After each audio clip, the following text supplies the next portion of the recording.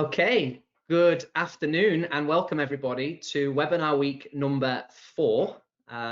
Crazy that we're there already, but webinar week number 4 and session number 1 of this, our 4th week. Absolutely delighted today to be joined by Mr. Tosh Farrell, who to many people listening now and those that will watch on demand is a source of inspiration in our coaching and coach education world. I was saying to Tosh offline that it's nice to reconnect with people, but especially those that have been recognized by past guests. And Tosh is one of those who were picked in Willie McNabb's all-time five-a-side team of coaches. So I think with that introduction, you know, you're in for a treat. So he put me. So Tosh, without further ado, if you could please, for the benefit of the people that might be a little less familiar with you and obviously why we're so excited to reconnect and have you on today, please provide a little insight into your background, and then we'll obviously dive into the bones of this. Yeah, well, my background started, I think, from 30 years ago, getting involved in coaching. I was coming to the end of me playing days, and I still wanted to be involved, so I took up coaching. And while I was coaching, I also took up refereeing to aid my coaching license. I got stuck into the refereeing the juniors and the open age, and tried to have like interaction with players. But I felt while I was doing that, I was actually coaching them on the field, and I'm not so sure that was the referee's job. Like, you know, and I was one of these who had the socks down. Sorry, FA, but never sent a booking in the 3 years that I was reffing, but it just had to be done. Gained a lot of experience in man management with that. Of all, you know, that was, you know, a real important part of my coach development. Doing that sort of thing. I then got involved in coaching, and one of your previous guests, Keith Mayer, was the first coach I ever bumped into, and he had a massive input in, I want to be like him, but in my own way. And then I thought, no, I don't want to be like him. I want to be me, and I want to be better than him. And that's the way when you come into people, that's the mark they leave on you. They, you know, aspire to be something and move it on. You know, pick up the baton, so to speak. So I got involved in coaching. Iron Marsh, 1993, I think it was 92, 93.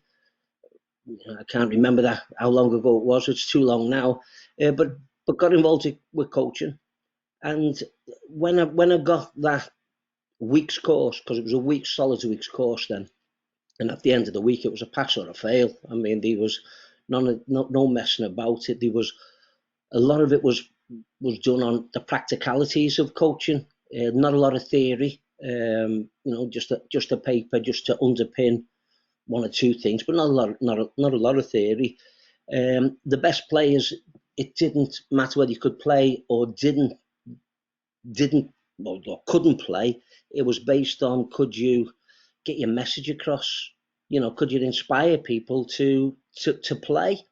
And it seemed to work for me from then, and I just went on to try and get my full badge. It was just coming 97. The UEFA were just coming out then. I was one of the last to take the old full badge. Then I took the UEFA full badge.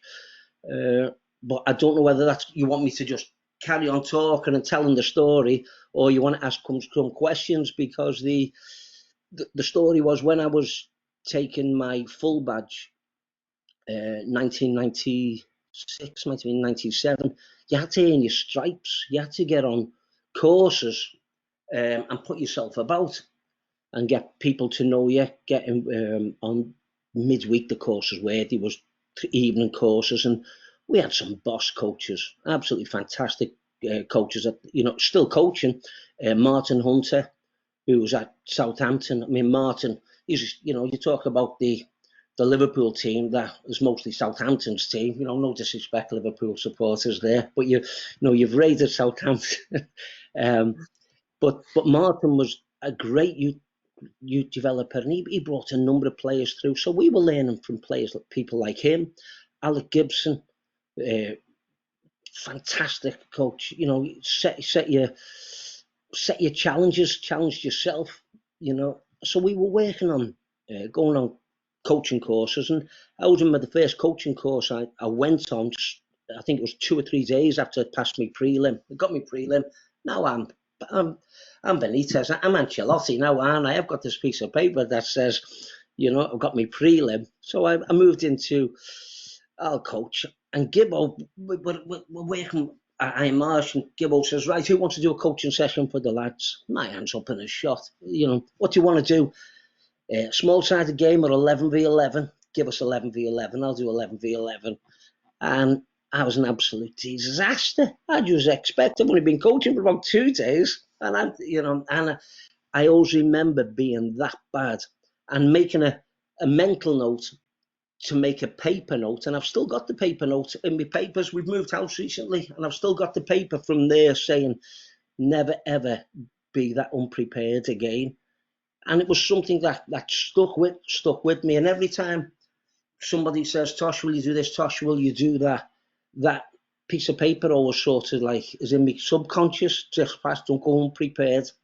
So I got involved in those sessions, and I always remember the first one. There was a number of players there. You know, I've just had the knockback on me session because all the other coaches here critique you. Of course. Who's he? He's crap. He's rubbish. And is this the standard? And I took it to heart, you know. Anyway, so I went on a number of courses, and we got to a situation where I got recommended as being of the standard to go to the full badge. So we went down to Lilleshall, played in every session bar one, and it was a practical 2 weekends. I mean, it's something like 15, 18 sessions a day. And I'm doing this for 2 weeks. We got half a day off on the Saturday morning, and I got time off for my own session. And I failed. Oh, honest, the holiday money, everything went. I failed, and I couldn't get my head around it. And the person who told me that had failed was Dick Bate. And if you know, and I hated him. And you know, and Jesus, you're failing me. I've worked my socks off for 2 weeks, and you give me the elbow. And yet that experience of failing, and particularly from Dick, because I abused him, you know. I was across the counter, and what do you know? You're sitting there, you don't know I've been working for 2 weeks, and I'm better than him. It's all this sort of language is coming out with a few cases in there. And Dick just sat there, and he never changed it. He just sat there listening, until eventually, after about 2.5 hours, I ran out of steam, and he just put a card on the table, and he went, if you ever need me, there's my number. And that's all he said to me. Calm down, there's my number, phone me if you need me. I phoned him back within 48 hours, and it's as if that conversation never took place. And he just said to me, here's what you need to do. If you want to pass it, here's the things you're going to need to do. You were 90.99 there, Tosh, but do you know there's only 400 at the time? This is there's only 400 people in the world with this award. That's why the standard's so high, and if we just give it away to substandard, we'll devalue it. What else can you say? You can't come back on that, can you? So I took that, went away, and it took me another 12 months to get the award eventually. And when I got it, it was, you know, obviously I'm over the moon. And as I'm got my piece of paper there, it was Martin Hunter who actually signed me off. Martin Hunter. We were walking through. I was driving home. I'm just about to phone. Mobile phones had just come out then. That's how long ago it was.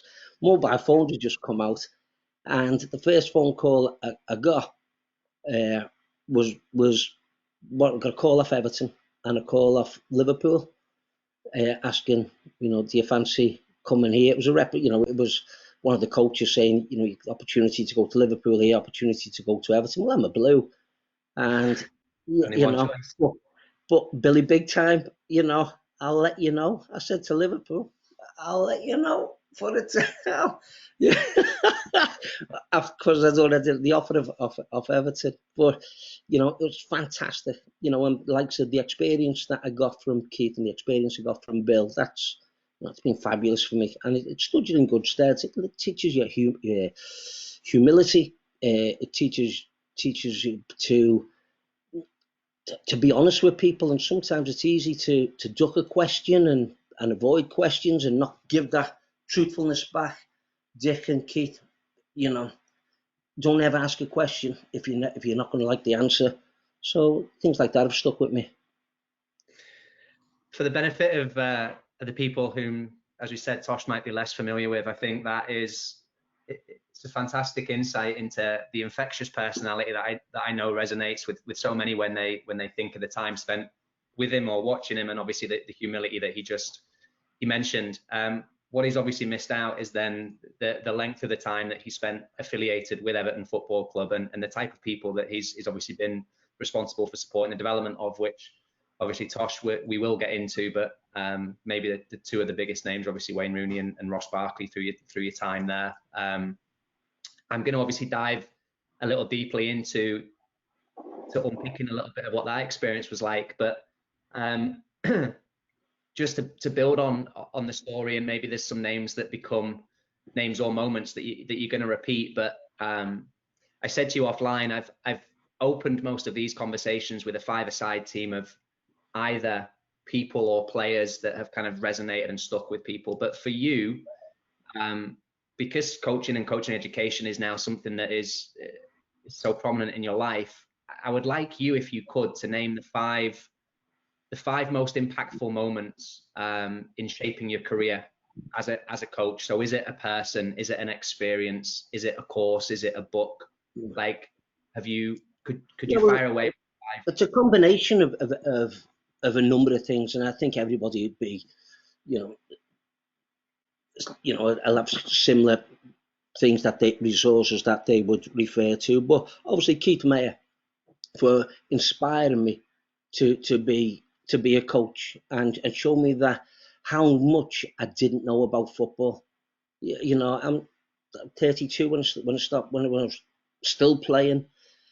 I'd yet to play at the highest level. I could go up a couple of levels there when I finished playing. So I didn't finish playing proper to 36. But at 32, he made me understand just how much I didn't know. So Keith is up there. Dick Bates, in terms of experience of how to deal with people, how to be upfront and talk back to them, was a great experience for me. And I think part of that, a combined effort of Keith and Dick, was the experience that once you pass your full badge, it's like driving your car, isn't it? I mean, and I know it's the analogy that everybody gives. You've got a license to drive, but you can't be very good because your insurance premiums rocket high, isn't it? Nobody trusts you. Because your premiums are massive. So I went out and I again, subconsciously, I just wanted to coach. So I didn't care who I coached, as long as I was allowed to coach. And there was a team, I lived in Crosby at the time, and Crosby Stewart were a team that gave me the opportunity to coach, put a few markers down. And it's a junior club. So, with the greatest respect, some of the kids had the legs on the wrong hips. They were different shapes, different sizes. Some were there to be there. Some were there to learn. Some of them, it was a social event. Well, how do you, excuse me, I'll just get this off my screen. How do you motivate the best? How do you inspire the bottom one? How do you keep this middle one on the charge to catch up the person who at that moment in time is the so-called perceived best player? So I learned through those experiences of how to deal with players. So in terms of experience, Dick and the grassroots football were paramount. Were paramount in my development as a coach. And I'm somebody who was aspiring to be, the next England manager, and I feel that homework, groundwork, or working your way up, as the pros say, or putting that work in. I think that's sort of missed now. I think players who achieve awards sort of want to jump from award to high level, and that groundwork of learning, how to coach is sort of missed these days.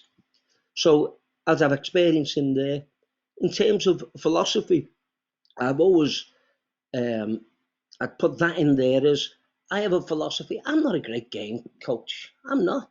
Do I know it? Yeah, because I have to, because it's part of the coaching. And over the years, that experience of how to manage your team, how to move players around, what should you do with this, that's great, but it doesn't interest me.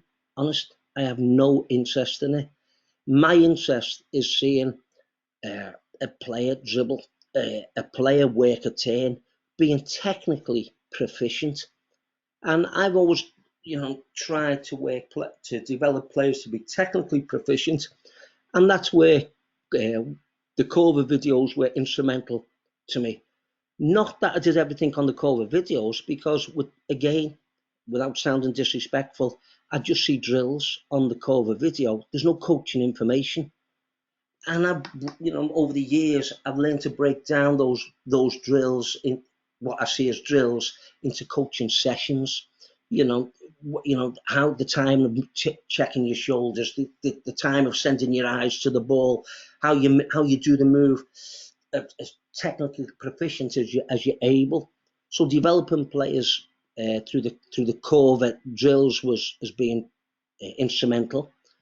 And then I supplemented that with Ajax. I still think Ajax are out there as if not the leaders. They're up in the top 2-3 of the world still.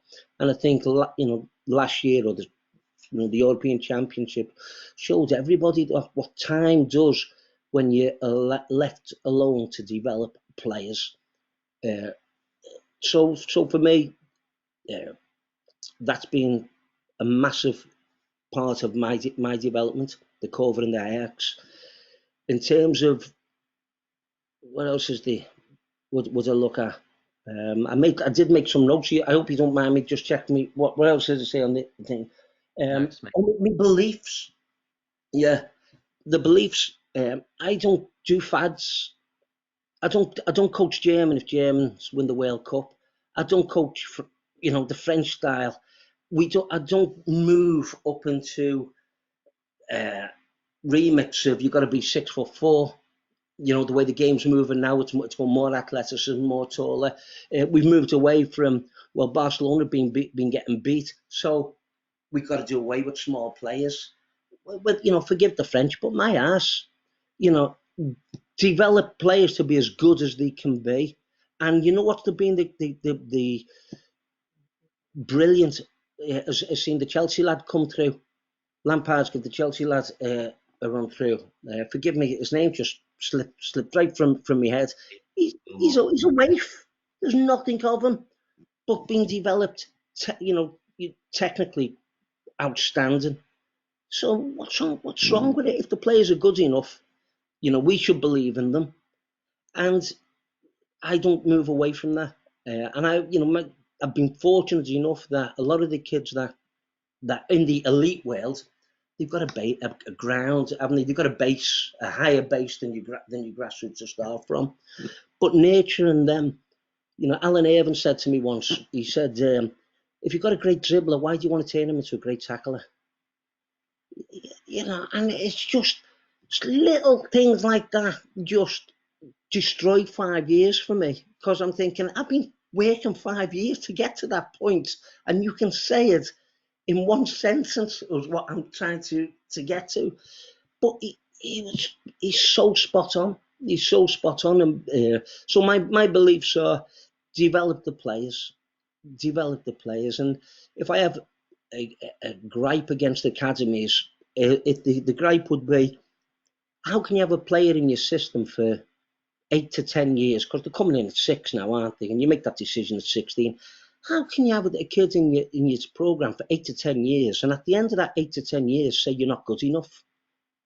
He hasn't suddenly, or she hasn't got suddenly not good enough that week. You've had 10 years to assess them, and you're saying no in the 10th year. I just find that soul destroying. And that's when I go back to me little chat about Dick. Be straight, be honest, and live by your decisions. If you got the call on should you or shouldn't you sign a player, go with it. If it's wrong, unfortunately, over my time there, because we were blessed with a group of experienced people, we never made an awful lot of mistakes. We were quite lucky, and we never signed a lot of players for signing's sake. So if Liverpool wanted a player or Man United wanted a player, that wasn't the resume for him to come to Everton, because 2 other clubs wanted him. It's, are they good enough for Everton? What's our type of player? And I used to believe in that strongly, and I used to stick with it. And I think when my time ended at Everton, we actually signed the smallest number of players in a group, and yet the majority of that group stayed right through. A lot of them got pros, and if I'm not mistaken, 3 of them actually participated in winning the under-20s World Cup, and 3 of those players were born within 25 minutes of each other. Now that comes down to a real good program, real good scouting, and people, the group, believing in what people are doing, rather than it all being falling on the shoulders of one person. So that couldn't be a better segue into the next part of the conversation and a question to follow up, because obviously, as you've referenced, there were some incredibly talented youngsters come through the program at Everton. But I want to speak to you, and specifically to the coaches that are listening. What was the environment that you guys consciously tried to create at Everton? And maybe more importantly, why and how was it done?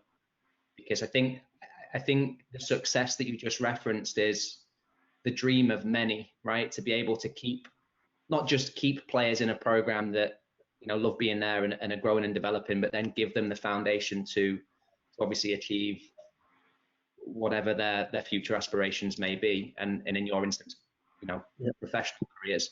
So what was it, and why and how was it done that way? Well, I think it fell on us to work harder, because at the time academies were just beginning to be born, and facilities weren't all in place. I don't think any academy had the facilities in place, but I do know that Everton was one of the last to get their academy facility in place. So when we were working in Belfield, which was the Everton's training ground, the first team's training ground, when we were working there, we had the indoor facility. Sounds fantastic, but it was a brick building, no windows, there were gaps, corrugated roof, the wind blowing in, you could hang meat up in it. I'm telling you, you could hang meat up in it. It was freezing. And I tried to surround myself with like-minded people who believed in what I'm doing, give a little bit of what the program was doing, believed in the approach, and weren't looking to take your job or people or things like that. We were all in it together, and if there was any pats on the back, we got it as a group. And the group, we had Eddie Murray, Robbie Anderson, Paul Harris, was a great Paul, Eddie, who else did we have in there? We had those 3, and myself. We worked so hard to get the players coming in and enjoying the experience coming. It wasn't a learning. It wasn't like we didn't want it to be, have you been practicing your turns? We were setting practices up that would enthuse them. So we did an awful lot of dribbling, because when the kids come in at 9, 10, 11, they've got the visions of the Messis, the Ronaldos, that Neymar's there. They're all thinking, That's who I want to be. Nobody ever come in wanting to be, at the time, with the greatest respect, Dave Watson, because Dave Watson was still playing. Who's your favourite player? Waggy never got a mention. He wasn't sexy enough, was he? It was all these.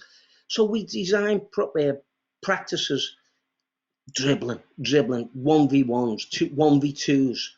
1v2s, you're getting defending and cover when you work a 1v2, but everything was attack minded, and the kids used to just enjoy being part of it.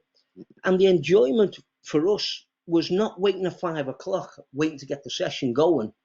It was, we've got to be over there at 4:30. Why? Because they were jumping out the cars at 4:30, and we were getting an extra half hour with them. The parents were making the effort to get them there a little bit early, because they could see how much the kids enjoyed it. And the nights at Belfield, I mean, if Eddie, Paul, and Robbie tell, people that they speak to, the groundsman, in the end, give me my own keys. We would not go home. We'd be there till 9:20. They'd be murder. The next morning, the gaffer used to come down to me and say, Tosh, Les, he's going berserk there. I went, why? He went, he's got it home. I'll give him a lift home, gaffer. He went, he's not getting home. It's 10:30 before he's getting home. Yeah, so anyway, he got me a set of keys, because it was just a license to develop players. And I think that's what, when the parents, the kids, I mean, and this isn't, I'm not trying to knock Everton for this. I mean, finance determined just how we could cut our cloth. But the players, we used to give them training shirts, warm top, shorts, and socks, like most of them, in the day. But when we went to an academy, it was a tracksuit, it was 2 jumpers, 2 pairs of tracksuit bottoms. We were still given tracksuit, 1 top, 1 pair of shorts. So the kids were coming into this warehouse, in shorts and socks. And as the coaches, if it's good enough for them, it's good enough for us. And we used to get in the same kit, and we would be freezing because we weren't playing, but we would be on the same par as them. The parents, because of the environment, I see some coaches, they get a group of players and they wander over there with them. They couldn't be further away from the parents. Well, I actually believe that if this message has got to be underpinned, surely you should have the parents closer, or people who's having an influence on so they can hear and repeat the good practice. Because my accent here, I don't know who across the US can understand all of it. But if they can't, the kids would interpret it wrong. So having them closer and practicing closer to the parents, no, he didn't mean that. He meant this. They could decipher what I was saying. So I needed them close to the parents for that. And also, you tell me a kid at under 9, who, when they do a worldy move and they put one in the top bin, Dad, did you see that? Mum, did you see that? No, because you're that far away. I wanted them doing it in front of them. So we had all those sorts of practices going, and the enthusiasm of the coaches, believe me, they were in there and they were jollying it along. And we used to do 4 hours, 5 till 4 o'clock till 9 o'clock with the regular hours. We were doing 4:30 till 9:30, and it was over in a heartbeat. And we were doing this 4 nights a week, 5 nights a week, before the game. And we just enjoyed it so much that it wasn't, when people say it wasn't a job, it certainly wasn't a job for us. It was pure enjoyment. And, the number of players that we managed to retain when red hot Liverpool supporters, no, we're staying here at Everton. We're staying here. We enjoy it. They knew, I think, what was good for them. They knew they could. We didn't put the arms up the back to become Evertonian supporters. They wanted to support Liverpool. Go and support Liverpool, but come here for your education, because this education might get you to Liverpool. That's the exit routes. Yeah, go on. Sorry, I can talk for England. No, look, Tosh, I just, again, we said before we kind of came live or came recording that it's so nice to hear the stories, because a lot of what is underpinning it, you know, we've spoken a lot about culture, and me and Mark use, as the many, like, people will buy your why, they'll buy why you do, not necessarily what you do, and your why in terms of the infectious, enthusiastic people that just want to provide an enjoyable experience for the kids. Like, and again, for the benefit of people that are listening that are unfamiliar, it's, you know, the highest level of youth soccer in England. So, you know, it was good enough for them and for you, and the track record of people that have produced, you know, it's obviously good enough for many of us. But I also want to reference just one thing that kind of came to mind as you were speaking, and it's the saying, don't ask of someone else what you wouldn't be prepared to do yourself. And I think the way that you intentionally go about creating an environment where you are in it together, you know, you've said it's a pat on the back. If it's a pat on the back, it's a pat on the back for the group. The way that if the kids are going to be called, we'll be called. Like, we don't need to be a level above them. I think it's that which helps bring about the kind of infectious connection that obviously both people and coaches that you've worked with kind of reference when they think of you. So it's just nice to hear and refreshing. And Will, I don't know if you've got anything that you want to chime in on. I know this is your bread and butter as well. So. No, Yeah. Sorry, Mark, go on, Willow. No, I was just going to say, Tosh, I think everything you're talking about is that human connection, that value in the relationships you're building. We're not talking X's and O's. We're not talking, you know, technical, tactical, physical development. You're talking about building a real culture that's really underpinned by having fun, making sure there's key communications, everybody's on the same level. And I think no matter who ends up excelling from that environment, like your Barkleys, like your Rooneys, that you've helped to develop and get into a first team who would become England household names, I think it's about the overall experience for the 99% that really, really sets the tone for the reputation and the beacon and the shining light for the club. And it's easy to get waylaid with, well, these are my best 4 players, and these are the players we're going to get into the first team, and we're going to refine and develop them and forget about the rest. I do know and hear stories at other academies and clubs, certainly from the past, maybe not as much now, where that was the case. And everything you've just explained and the stories you've just told make me smile. They make me feel good about the game, because that's an environment that caters for everybody. Yeah, you're going to get your 1%. Happens in every club. But you're building a culture and a community that are going to, 1, fall in love with Everton, and 2, maybe convert 1 or 2 Liverpool fans into Evertonians. You never know. But it's great to hear, Tosh. Yeah, really good to hear that. I think, Tosh. sorry, go on.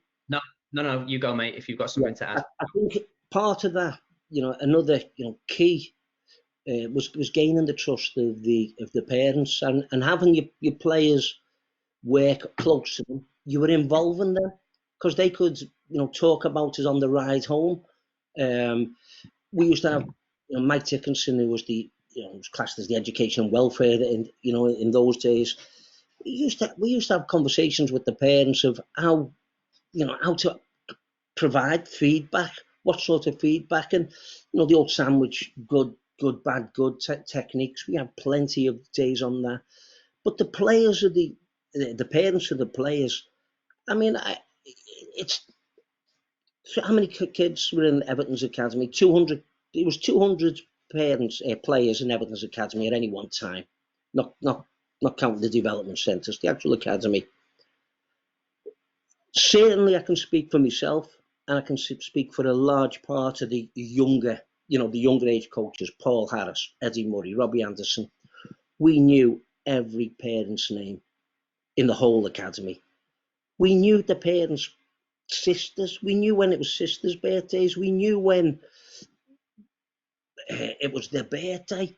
We knew when somebody was leaving the house. We took an interest in the player far beyond the playing side of it, because, you know what, I've got to sit down, you know, and talk to these parents that, you know, your son's not up to it, not good enough. Got to release them.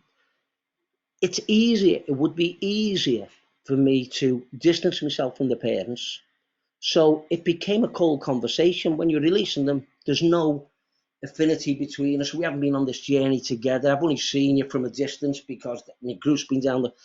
These were my friends. I was saying, having to make decisions about the. We got that close, but you know what? It was actually easy because in the people that we had to let go, the players we had to let go, the parents, we get it, Tosh. We understand. You don't have to explain. And they actually took the weight off us because of the I don't know, cards on the deck from the day one, from the day they came in. This is what we are. We'll be as straight as honest. Going back to my debate days, this is what we do. What do you think? And they were absolutely fantastic. And I have lots of parents. So I'm still, I was involved with Kendall Town and the footy, and a lot of senior non-league players coming through. And every week I'm playing against somebody I've helped. I'd like to think I've helped. And the manager say to me, "Who's this?" And I say, "Another career I ruined." Of the opposition, I'd have my arms around them. Here's another one I ruined. And the players, great days, Tosh. And they were great days. And the experience that some of those players had, the opportunity to travel the world. And I'm not talking, around the country. We're talking around the world. It was a great experience for them. And you weren't just teaching them football. You were a chef. You ever been to Belgium and had tuna stuffed in a peach? I'm the guinea pig. I've got to eat it first then, aren't I? I've got to eat it. What's it like, Tosh? Good. Yeah. Here's how you conduct yourselves. French. What's he saying? I've never been to France in my life till I went to Everton. Hey, parlez-vous français? What's he saying, Tosh? I don't know. Ask him. Yeah. And we went on the learning journey together. And we tried to develop people and players. And I know a lot of emphasis is put out there now on that. But I'm telling you, when I listen to not every club, you can't label every club, but some practice when you have players that you can refer that you think have the potential of the standard to go on. When you're getting asked what position a player is at under 9 and under 10, I find that immoral. I find that because we've got enough midfielders, Tosh, we've got enough strikers. Can you find me a left back at 9 and 10? You're having a laugh, and that galls me because now I think, are you developing a team or are you developing players? And that's the bit that when I go back to my beliefs, I just don't wear it. I'm just not having it. He's good enough with the opportunity. Give them the opportunity, and I stick to it, and it stood me in good stead. I've got a question, Tosh. Given the fact you've worked with two worldies like Ross Barkley and Wayne Rooney, at 9 or 10, and I agree wholeheartedly, don't give players positions at that age. Develop them holistically so they understand lots of different roles and responsibilities within a 7v7, 9v9, 11v11, whatever it may be. Was it evident that Wayne Rooney was a 10 or a striker though, with how he moved with the ball and some of the characteristics he had, and the same for Ross Barkley as an attacking midfielder stroke number 10? Was it evident more for them as the yeah, it's slightly, it's two different stories there. I mean, when I went to Everton, Wayne was already in the programme, and it was obvious for speaking to other coaches around Everton that he was nailed on. So you go with their experience, because I'm new kid on the block, and I always remember the first session that the Wayne's team coach was off for a week's holiday, 2 weeks, and Tosh, do you mind taking the under 12s? I think it was. Wayne, yeah, no problem. Yeah, Wayne's in that group. Yeah, I know. Into the office, sat me down. Before you do the session, you do know Wayne's in that group. Yeah. Lose him and we lose you. I haven't even touched the session. I haven't even met the kid. Right? Well, I've met him, obviously. I've met him, but hands on the. So I'm going out as a coach. I'm under more pressure than the players. Them players all want to be footy. I just want to be there tomorrow. You know, they want to go on to be players. I want to be there the next day. So I've gone into that. So my first impression of Wayne was he was somebody who enjoyed football. He was somebody who, he's Harvard, he's Yale of footy. You know what he's like academically in school, and that had no relevance. He's football bright. I mean, the kid just knew what he was doing. Technically, he was natural, and it needed nurturing. That's all it needed. And I was lucky enough to coach Wayne on a number of occasions, but there was an awful lot of coaches who coached Wayne on a numerous amount of occasions to get him to where they were, to where Wayne was, and no more so than Colin Harvey. I mean, Colin Harvey was an absolute, he's the person that, I think Wayne refers to, everybody at Everton would refer to as the person who guided and developed Wayne appropriately. Colin Harvey was unbelievable, but with him. And from 14, Colin could see that he needs to come out of the youth academy and be with the under 16s and the under 18s. He skipped the reserves altogether, didn't he? Went straight into the first team. But Colin nurtured him. But in terms of the personality, Wayne is, it was unbelievable. He had a white line. And this side of the white line, Wayne was placid as you want. Yes, Tosh, 3 bags full. Yes, Colin, 3 bags full. Where do you want me to do anything for you?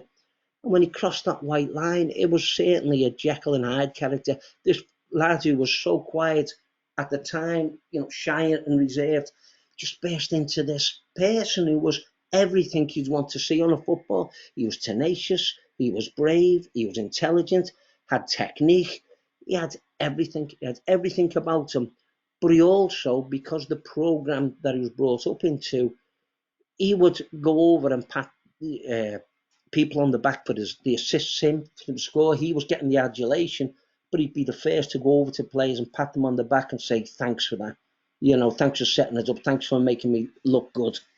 We had the 3 Rooneys, we had Wayne, Graham and John. We had the three Rooneys in the programme, John being the youngest. John's actually playing for up this neck of the woods for Barrow, and I think he's 19 goals. And John, fantastic talent, fantastic. Hand on heart, at the time, I thought he was a better technician than Wayne. I actually thought Graham, in terms of if you were looking at football shapes and sizes, he had that. He's probably the fastest runner. Could have been pushing Wayne for toe. But Wayne seemed to have the majority of John and the majority of Graham, and he had to bring his bit in there as well. He ended up with all the aces. He ended up with everything, and he was, a fantastic player. And he gave us some exciting times. And when you talk about modesty, I remember the day after he scored on his debut against Arsenal. He was at the training ground up at Netherton, and it was a lovely summer's day, and all the kids, from being Wayne is getting coach us one day to suddenly being on the telly and suddenly overnight famous. He's got a shirt off and he's sunbathing with no top on. And I always remember him saying, Wayne, get the top on. Sorry, Tosh. Yeah, start on. And next minute, he's just Wayne again. That's the type of person he was. And, with his mum and his dad, great the way they've supported him and kept his feet on the ground. It's fantastic. And then the other side is Ross, was Ross Barkley. We never got Ross until he was under 11. Ross was playing grassroots football to round about under 11. He was involved in a development centre, but he wasn't actually in the academy group. And we had an academy group of midgets. There's no other way to put it. We were really small, at under 13. We were getting beat up every week, but technically very good, but just couldn't cope with the with all the galoots of it on a Sunday. They just beat it up.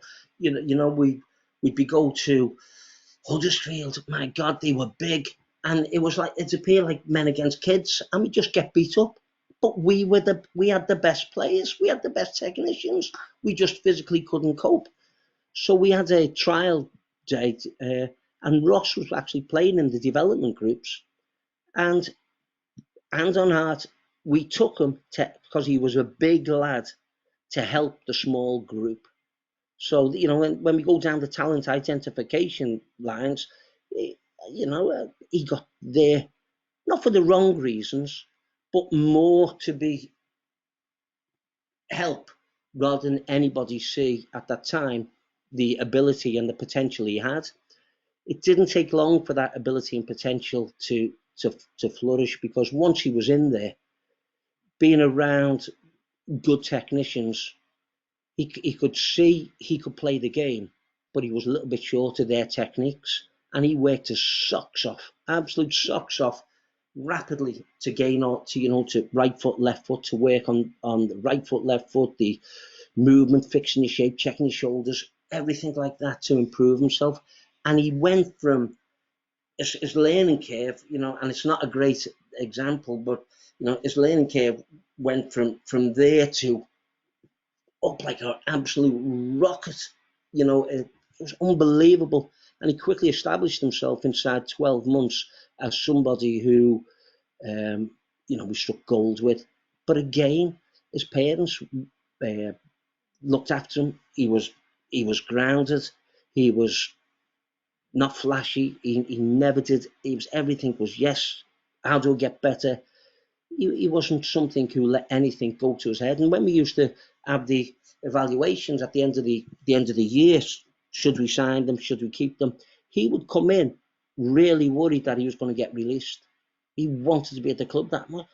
What are you worrying about? Oh, thanks. He's out the prayer book when I'm at, he's out the rosary beads out. Don't release me. He was there, and again, somebody who, brilliant to see him kick on. Great to see him kick on.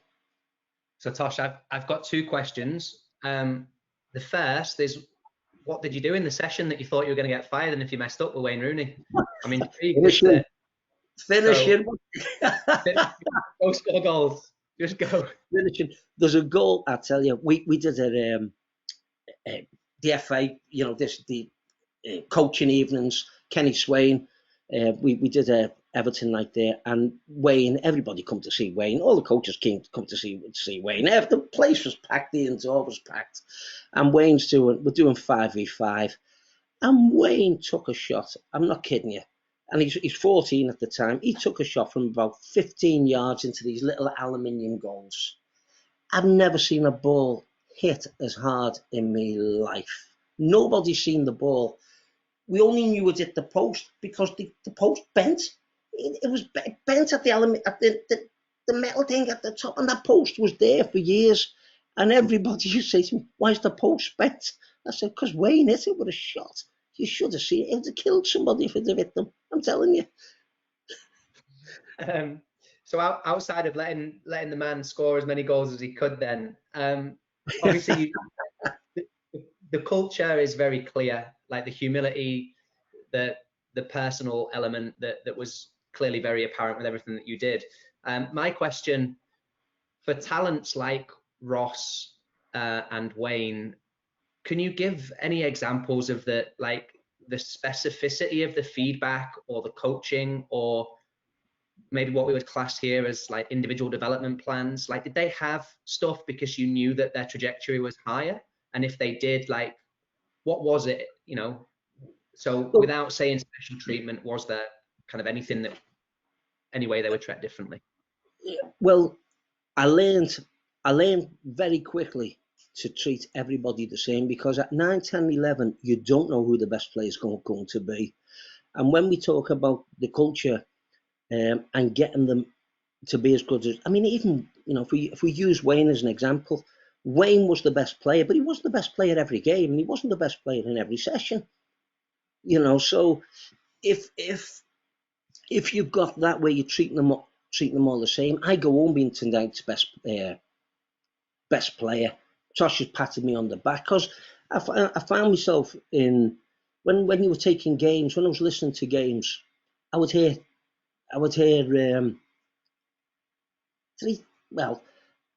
two things that get shouted at. Well, and I'm not so sure they should have been shouted onto the field. One of them was, every time a certain player did anything, it was always well done or unlucky.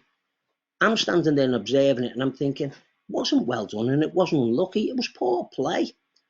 But the so-called best player is the player that's been unlucky. And so, and then we got people the other end of the spectrum who was getting a bit of an ear bashing. What we said, we told you that, fix your shape, check your. And then you've got the middle ground. And I'm thinking to myself, if I was on that field now, which player would I want to be?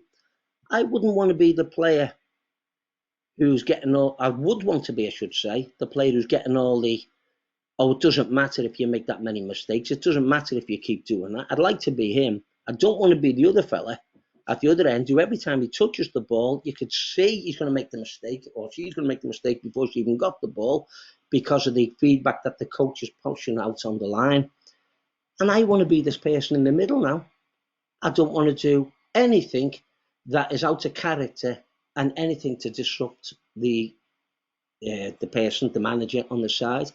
And we were hindering their development. I felt when I first went there, that sort of feedback and language was hindering the potential of the group. Not one or two individuals, the potential of the group.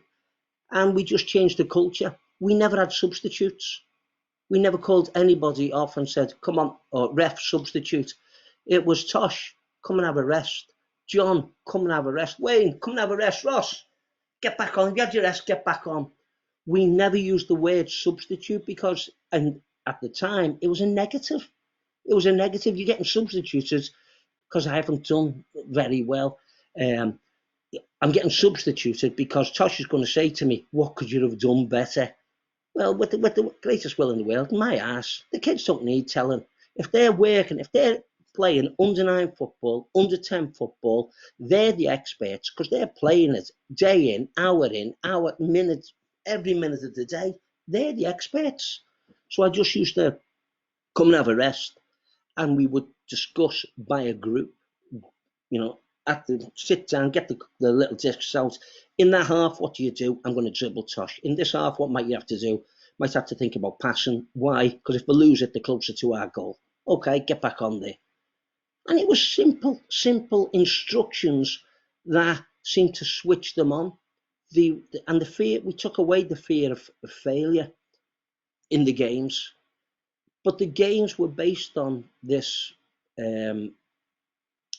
attack culture. We had players who could go left to right, and I remember Jack Rodwell. You talk about somebody who hasn't reached the levels that they should have. Jack certainly sticks out there as being one of them. Jack made his debut as a left back. He's right-footed. He could play. He went on to be a centre mid. He's probably, for me, somebody, if we, and I use Everton because we were as developers, if we hadn't have been, we'd have been a little bit more teaching him to head, and understand the reason why he wasn't that good in the air. We could have had the best football and centre back this country's ever had. If you're born 6'4", and I'm being, thingy there with Jack. Jack has always been relatively 6'4" to everybody else. He came in he must have been 5 foot at under 9. The lad was always tall. So when the ball's in the air, he doesn't have to jump. He's never been challenged. At 15, he was still a machine. He never lost the ball in the air. Why? Because he never had to jump. Suddenly, 18, when everybody's gone through the ground, and he's getting elbows in the face now. He's timing the jumps. Suddenly, he couldn't be trusted at the back. He was moved into midfield. And I'm thinking, it should be a centre back. We have missed that part of his development as coaches. And I've spoke to Jack since. If you ask Jack what you think his best position is, he will tell you centre back. He still believes he's a centre back.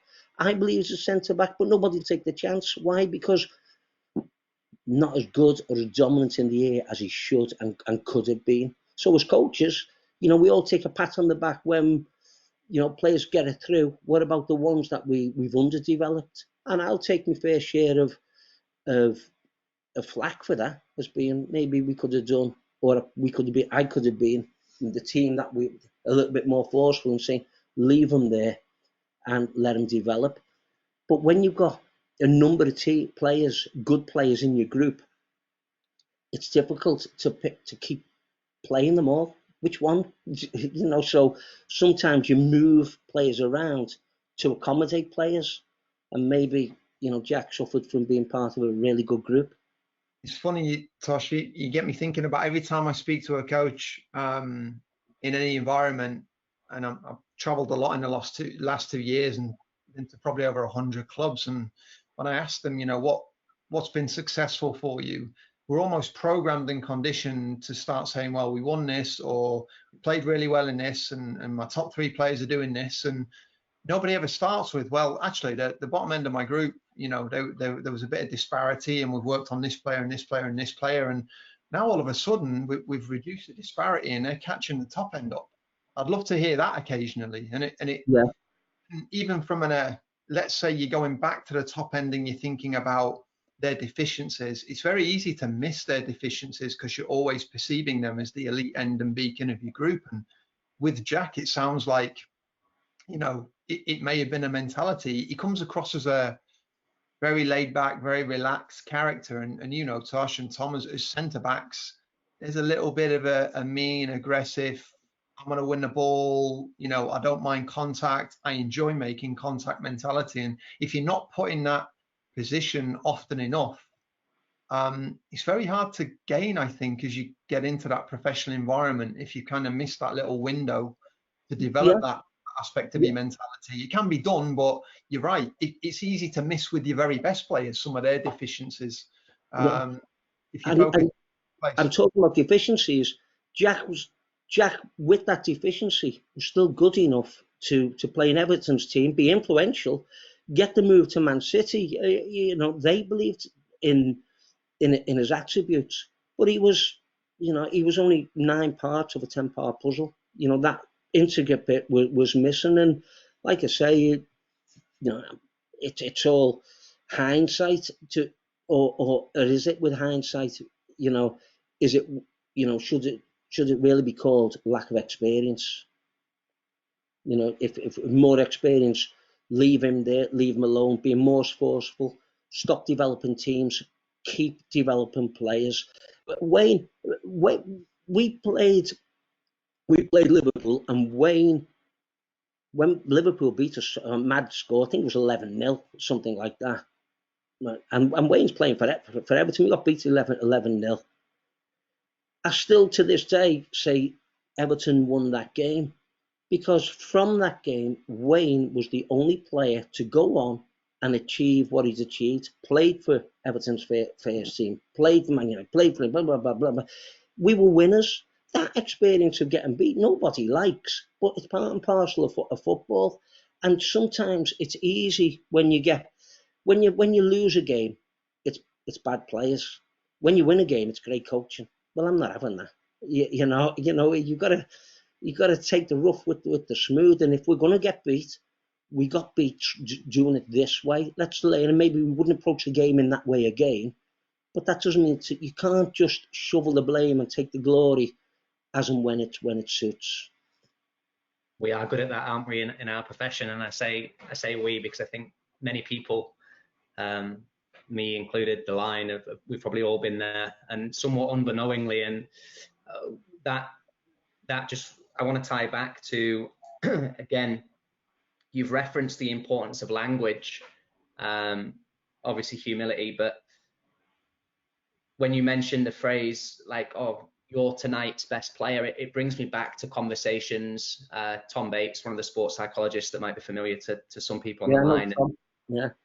And Tom had spoke to me about, it's so important that we don't use definitives in the language. It's not permanent, it's process oriented. So tonight is obviously time stamped. It means that you're not the best player. You were tonight's best player. So some that weren't doesn't mean you can't be. And if you were, doesn't mean that you're going to stay there. It's not God-given talent.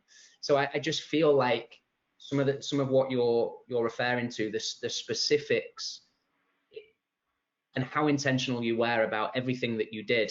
I think it's just such a great message for people to hear that, you know, might otherwise kind of just be missed a little bit. But it's fascinating insight, Tosh. It really is. Willow, we've done it again because we're an hour in, and it feels like it's 10 minutes. So, Tosh, I don't know. Need to tell me to shut up. I don't know how you are for time. I don't know if you can go. There's a couple of questions that have come through. Yeah, no problem. In the chat function. So I'd just like to ask one. Obviously, and I'm not going to name. I'm not going to go with the specifics of certain players, but obviously Everton was a hotbed of talent, and there's a certain few that looked like they were set for maybe brighter futures than they ended up achieving. Like, can you pinpoint? Obviously, you've said there's a great example with Jack. Can you pinpoint anything else that maybe on reflection you would have changed in some of the boys' development experiences that they were exposed to? Like, is there anything that you feel you could have done that would have helped the missing piece? Well, here's one for you. I would have changed the up process, because I can't believe. I mean, yeah, I'd heard of Wayne, before I'd seen him. It's a bit like when Duncan Ferguson came to Everton. He was a legend before he played, wasn't he? So I'd heard of Wayne. So if you're developing players day in, day out, over a period of time, and while I was the lead coach, I never took the teams every Saturday or Sunday, whenever the games were. I'd go and watch a different team, different week. And wasn't somebody who would watch your team for 10 minutes, then go to Mark's team for 10 minutes, then wander over there for 10 minutes. I would watch them. So by the end of they came in at under 7. By under 12 was when we were passing them over, so to speak. I've got 5 years with them. And the process was who we were passing them to, I'm going to say, has probably seen them once or twice in 5 years. Why? Because they've been on this under 13s, under 12s team. And it used to annoy me where, not throwing people under the bus, but if you've got somebody who's in an affluent position can come over and say, what did he see in him, Tosh? What did he see in him? He's not that good. And one of these players would be Ross Barkley, because we've had that conversation where, is he our type? And I would just get the hump with them and say, you don't know him. You don't know what makes him tick. You don't know how the effort, he looks a bit leggy, a bit tired tonight. Nobody knew that the kid was coming and riding 5 mile on a bike. And I know all these things, and I used to, I'm not throwing bouquets at myself, but a number of that staff, we used to take the kids home. We used to get them in the car because we never had the finance to get cabs for them. Well, we did have the finance, and the finance dried up, where now the kids have got a bus to and from an academy, for Christ's sake. We had them in the cars, we'd be taking them home. Why? Not because they were the best player, because it's what you do. We need you more than you need us, theoretically, isn't it? That's how it is. So we used to take them home. So we used to have this conversation of what do you see in him? What do you see in him? There's a lad playing at Leeds, and it's not a secret. Adam Forshaw, who's playing at Leeds, he's out injured now. Adam, smashing kid. At under 9, I'm getting told to release him. At under 10, no, Tosh, no. And we kept him there. We kept him. He didn't know him. We knew Adam. We knew what made him tick. Adam went on. He made a debut for Everton in the Europa Cup. He went on to Middlesbrough, for it undisclosed. He's got transferred to Leeds for millions of pounds. He's a Premiership player. He was very close to getting called up for England. Now, he could have been lost, not from Everton, probably not from the system. He's got back into the system.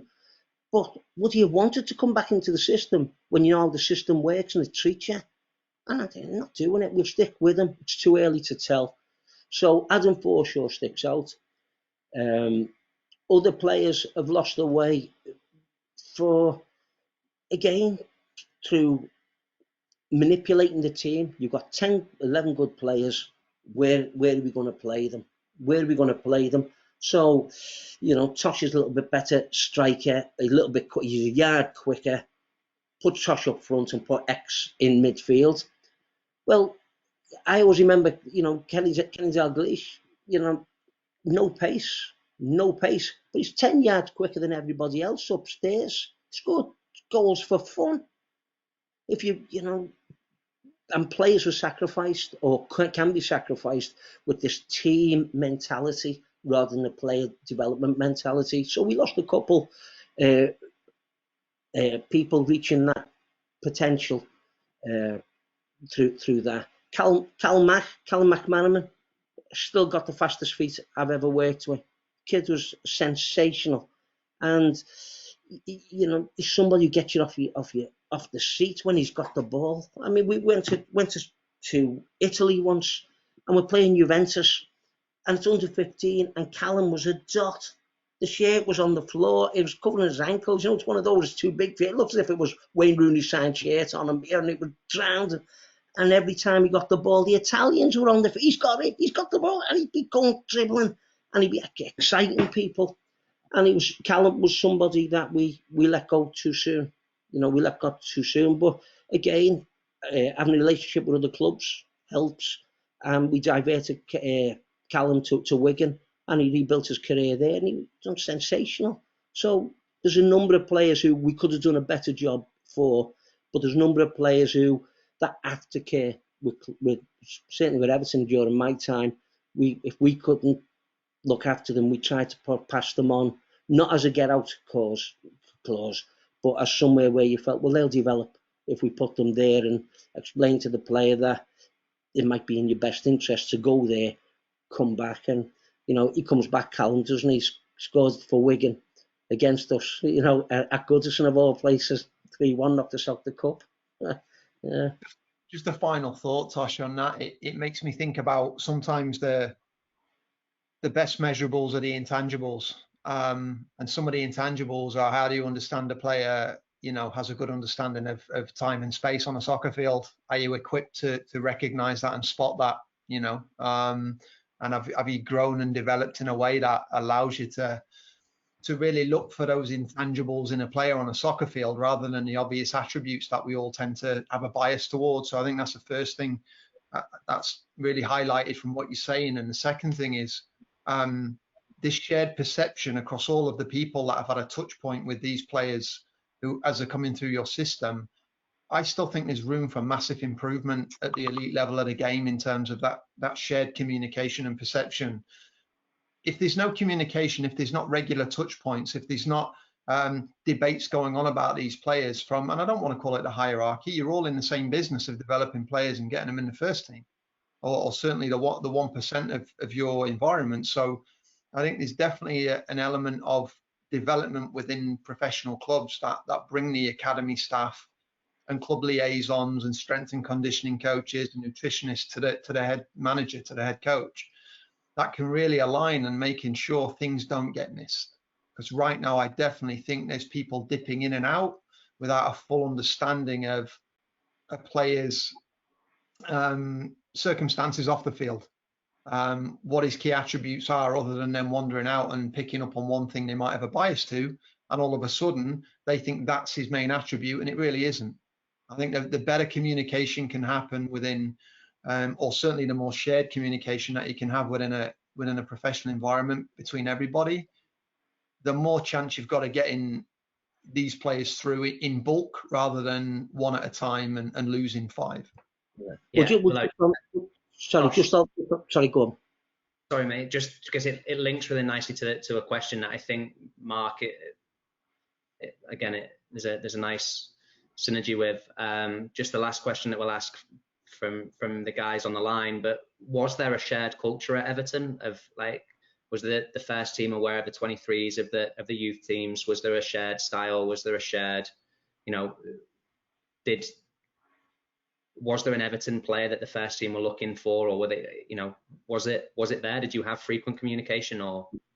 Well, I was fortunate enough to be working at the training ground, Belfield, and I was in constant. Alan Irvine and David Moyes were in my world, and we were a split site where the 14s used to go up to another site up in Netherton. This was pre-Finch Farm, and I used to have Walter, Archie, David Moyes, Alan Irvine come in, had the players coming in and joining in with the with the young players, so that the managers seemed to know all the players up to 12, if that, and then would make the effort to see the players on a Saturday, the under 16s and under 18s. But if I'm honest, the actual coaches coming down, looking what they were inheriting, if that's for want of a better word, this is going to be my group. I would have liked to have seen them spend the last couple of months of their time working with one group, splitting that time to work at Belfield in this environment. Let the coaches get used to this. Let the players get used to the coach. And because when they were stepping out of that environment, it was like leaving junior school and going to high school. It was like a brand new building. The logistics of things were different. Terminology was different from the coaches. It was more team based at the time. I'm not saying that's the case now.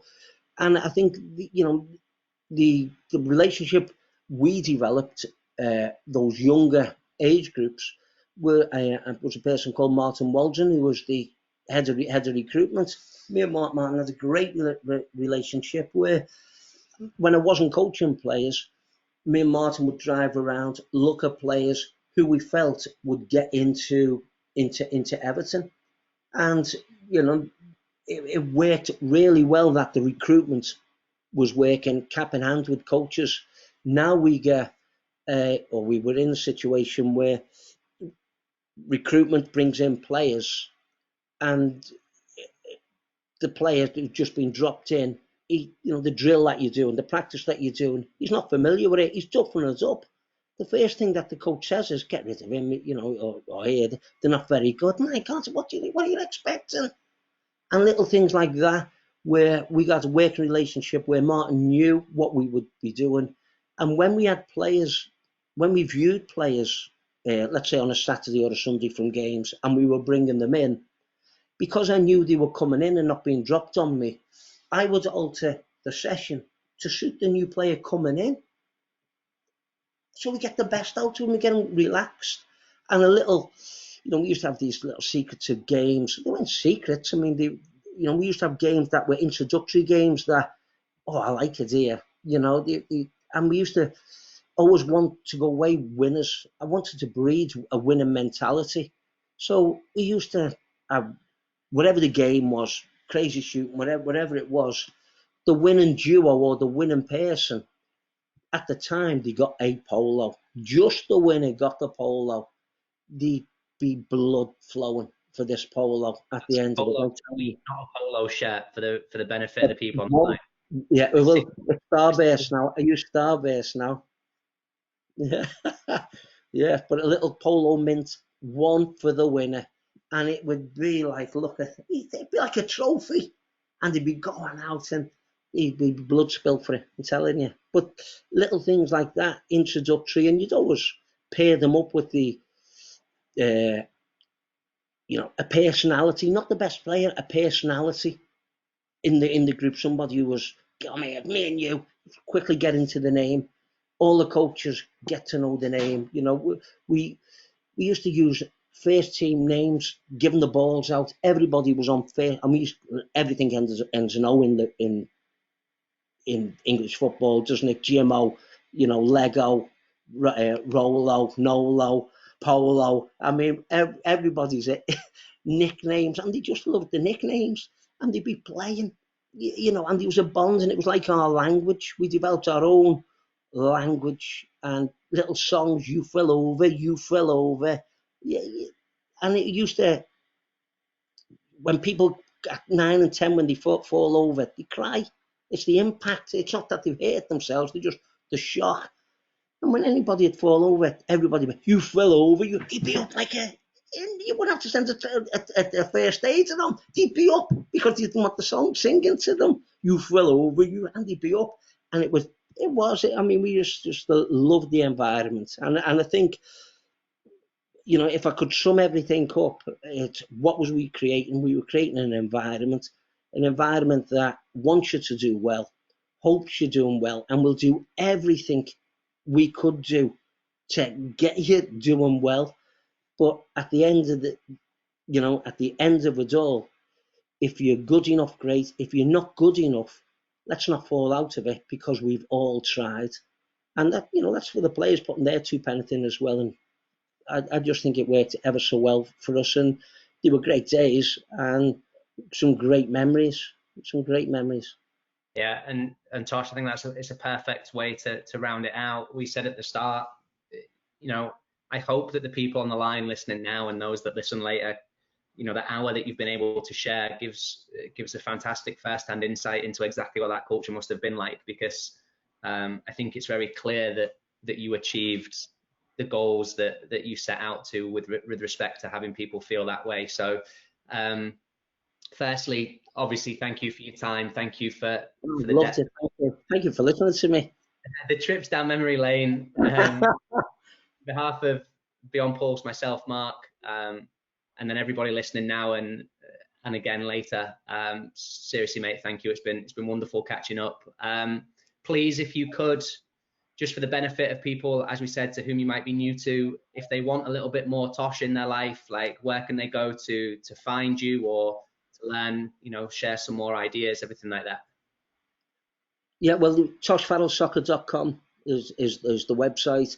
If emails or anything like that, toshfarrell.com. Yeah, tosh@soccerdevelopment.com, and I'll respond to any emails. I mean, no point having knowledge if you're not prepared to share it, is it? Look, it's a sign of you, mate. It's that humility, I think. And the late, great Mr. Dick Bate, we thank him for failing me. For failing me. I owe him a lot for failing me. Willow, really appreciate it. Thanks, bud.